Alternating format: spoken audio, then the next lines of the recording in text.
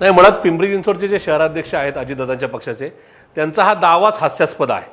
अशा प्रकारे कुठलाही प्रस्ताव आमच्या पक्षाकडून त्यांच्याकडे गेलेला नाही.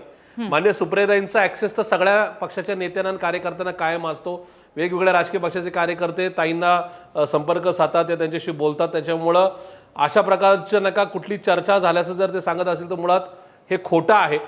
चंदगडची आणि पुणे महानगरपालिकेची तुलना किंवा राज्याची या ठिकाणी कुठेही नाही का संबंध जोडता कामा नये. त्याचं कारण की मी ह्या नगरपालिकेकडे असं बघतो की ज्या राज्यात 260, 70, 80 नाही का जे काय नगरपालिकेची निवडणूक होतात त्याच्यामध्ये एक 10-15 नगरपालिकांचं क्षेत्र खूप मोठं आहे, पण बाकीच्या नगरपालिका ह्या ग्रामपंचायतीच्या नाही का स्तरावरच्या आहेत.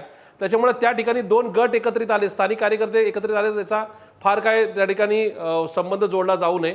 मी पुणे शहर राष्ट्रवादी काँग्रेस पार्टी शरदचंद्रजी पवार पक्षाची भूमिका क्लिअर करतोय, कारण या शहरामध्ये आदरणीय पवारसाहेब म्हणजे या जिल्ह्यात जन्माला आले, इथं नका त्यांची नका राजकीय सामाजिक सुरुवात झाली. आदरणीय सुप्रियाताई या शहरात राहतात, या शहरामध्ये ते लोकप्रतिनिधी म्हणून आहेत. अजितदादांचं सुद्धा निवासस्थान हे या शहरामध्ये आहे किंवा त्यांचं कामकाज या शहरातून चालतं.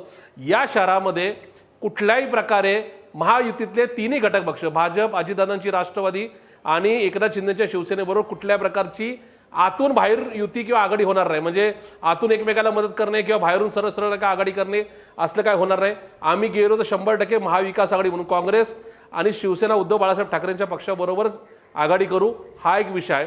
याच्या पलीकडे जो नका जो विषय पिंपरी चिंचवडला, तर त्या ठिकाणी माझ्या कानावर असं बिलकुल नाहीये की त्या ठिकाणच्या शहराध्यक्षांच्या बरोबर मी संपर्कात आहे. या ठिकाणी जर कुणीतरी या ठिकाणी आमच्या पक्षाच्या कार्यकर्त्यांना किंवा महाविकास आघाडीमध्ये चुकीच्या प्रकारे त्या ठिकाणी संभ्रम निर्माण व्हावा म्हणून जर असं स्टेटमेंट करत असेल तर ते स्टेटमेंट अधिकृत धरू नये. मी तर काल आमची शहर कार्यकारिणी पण झाली आणि पत्रकार परिषदेमध्ये भूमिका स्पष्ट केली की आम्ही जाणार नाही.